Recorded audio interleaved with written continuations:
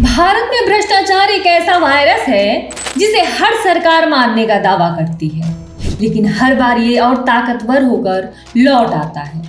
Traffic police से लेकर मंत्री तक, क्लर्क से लेकर कैबिनेट तक। अब सवाल ये नहीं है कि आपने पैसे दिए या नहीं, सवाल ये है कि ये सिस्टम आजादी की 78 साल बाद भी ऐसा क्यों है। हर चुनाव से पहले वादा होता है कि भ्रष्टाचार खत्म, काले धन पर वॉर, ईमानदार सरकार, लेकिन ट्रांसपेरेंसी इंटरनेशनल इंडेक्स में भारत आज भी नीचे से गिना जाता है। तो सवाल उठता है कि इतनी बड़ी अर्थव्यवस्था होने के बावजूद आम भारतीय की जिंदगी इतनी सस्ती क्यों है।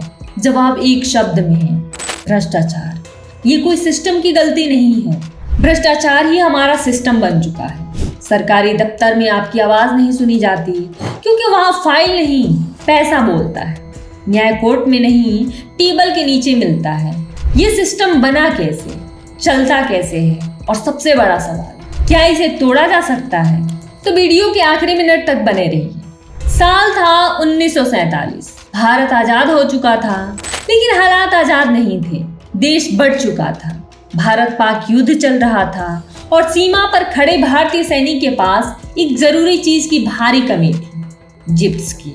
इसी वक्त लंदन में भारत के राजदूत थे वीके कृष्ण मेनन। देश युद्ध में था, फैसले तुरंत चाहिए थे, लेकिन यहीं से शुरू होती है कहानी का काला अध्याय। बिना टेंडर, बिना किसी तकनीकी जांच और यूके की एक कंपनी को पुरानी सेकेंड हैंड जिप्स का ऑर्डर दे दिया गया। जब ये जिप्स भारत पहुंची तो सेना सन्न रह गई। इंजन जवाब दे रहे थे, टायर घिसे हुए थे और कई जिप्स तो चलने के लायक भी नहीं थे। हैरानी की बात यह थी कि उसी पैसे में अमेरिका और कनाडा भारत को नए जिप्स देने को तैयार थे। जांच बैठी, फाइलें खुली, लेकिन फिर अचानक सब कुछ बंद हो गया। कोई सजा नहीं, कोई जवाबदेही नहीं, बल्कि आगे चलकर वीके कृष्ण मेनन बने भारत के रक्षा मंत्री। इतिहासकार मानते हैं कि ये आजाद भारत का पहला सबसे बड़ा भ्रष्टाचार मामला था और यहीं से सिस्टम ने देश को एक खामोश संदेश दिया, अगर आप सिस्टम के अंदर हैं तो आप बच सकते हैं। एक सिस्टम जो बनाया ही इसलिए गया हो ताकि लोग सवाल ना पूछें, ताकि डर बना रहे, ताकि हुक्म मानना आदत बन जाए। अंग्रेजों ने भारत में ब्यूरोक्रेसी सेवा के लिए नहीं बनाई थी, उसका मकसद था कंट्रोल, कागज, फाइल, नियम, परमिट और ऊपर बैठा एक अफसर जिसकी एक साइन से आपकी जिंदगी रुक भी सकती थी और चल भी सकती थी। साल 1947 में आजादी मिली, तिरंगा बदला, राजा बदले, लेकिन सिस्टम वहीं का वहीं रहा। आज भी अगर किसी सरकारी दफ्तर में अफसर को आपकी बात पसंद ना आए तो समझ लीजिए आपका काम प्रोसेस में चला जाएगा। कानून कागज पर बराबर है, लेकिन हकीकत में अफसर की कुर्सी आपसे ऊंची है। पहले अंग्रेज डंडे से डराते थे, आज सिस्टम फाइल से डराता है। जुल्म वही है, लेकिन तरीका बदल गया है। पहले हुक्म विदेशी देते थे, अब अपने ही लोग देते हैं। यही वजह है कि आम आदमी आज भी सरकारी दफ्तर में नागरिक नहीं बल्कि मुलजिम बनकर खड़ा होता है। और यही अंग्रेजों की सबसे बड़ी जीत थी, एक ऐसा सिस्टम छोड़ जाना जो आजादी के बाद भी लोगों को आजाद न होने दे। एक दौर था जब भारत में बिजनेस शुरू करने से पहले आपको मेहनत नहीं, इजाजत चाहिए थी। दुकान खोलनी हो, फैक्ट्री लगानी हो, मशीन खरीदना हो, हर चीज के लिए एक लाइसेंस, और ये लाइसेंस कानून नहीं देता था, क्लर्क देता था। यही दौर कहलाया लाइसेंस राज। अब बड़े बिजनेस हाउस समझ गए थे कि अगर छोटे लोग भी बिजनेस करने लगे तो मुनाफा बढ़ जाएगा, तो उन्होंने रास्ता बदला। चुनाव में पैसा लगाया, नेताओं को फंड किया और बदले में नियम अपने हिसाब से लिखवाए। लाइसेंस सिर्फ अपने लोगों को मिलने लगे, बाकी फाइलें कागजों में दबा दी गई। यहीं से जन्म हुआ एक खतरनाक गठजोड़ का, कॉर्पोरेट प्लस नेता प्लस अफसर, जहां फैसले देश के लिए नहीं डील के लिए जाने लगे और आम आदमी सिस्टम के बाहर खड़ा रह गया।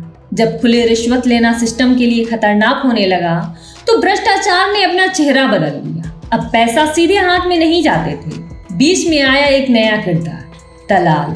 आपका पैसा एक जेब से दूसरी जेब में नहीं, पूरी चेन में घूमता है।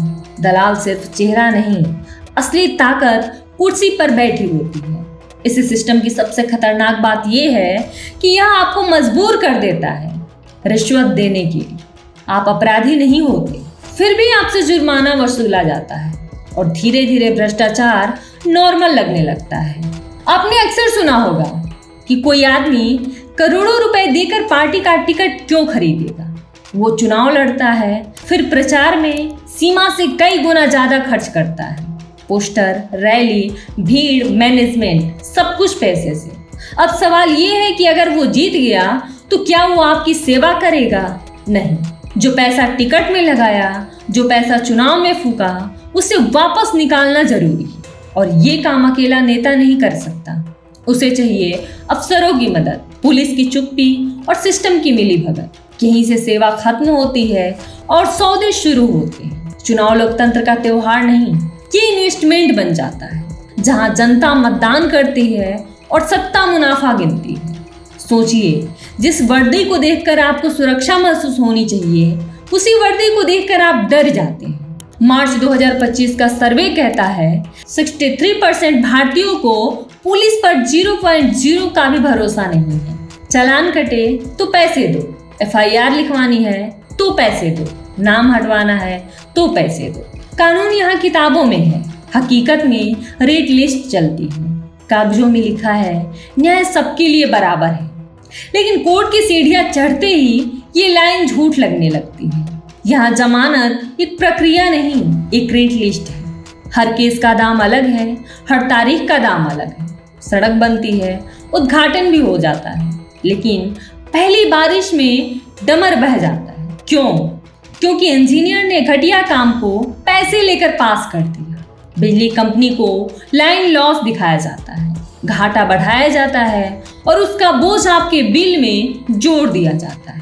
पानी आपके हिस्से का होता है, लेकिन पहुंचता नहीं। हर जगह एक ही कहानी है, सुविधा नहीं बिकती, सिस्टम बिकता है। वहीं स्कूल वो जगह होनी चाहिए जहां भविष्य बनता है, लेकिन यहाँ भविष्य पहले ही बिक चुका है। सरकारी स्कूलों में ट्रांसफर माफिया चलता है, पैसे दो मनचाही पोस्टिंग दो। कागजों में पूरे टीचर दर्ज होते हैं, हकीकत में क्लास खाली है। मिड डे मील बच्चों के लिए होता है, लेकिन पेट भरता है किसी और का। प्राइवेट स्कूलों में सैलरी कागजों में ज्यादा होती है, हाथों में आती।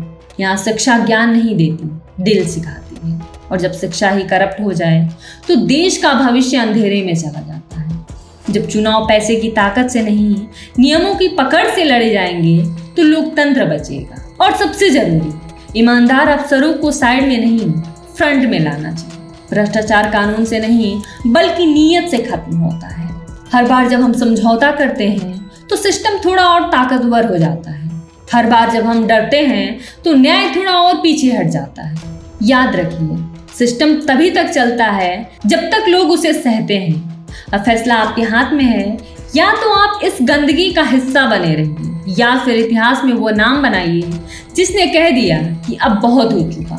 क्योंकि सिस्टम खुद नहीं बदलता, उसे बदला जाता है। तो दोस्तों, अपनी राय कमेंट बॉक्स में जरूर बताइए और वीडियो पसंद आए तो लाइक करिए, चैनल को सब्सक्राइब करना ना भूलिए।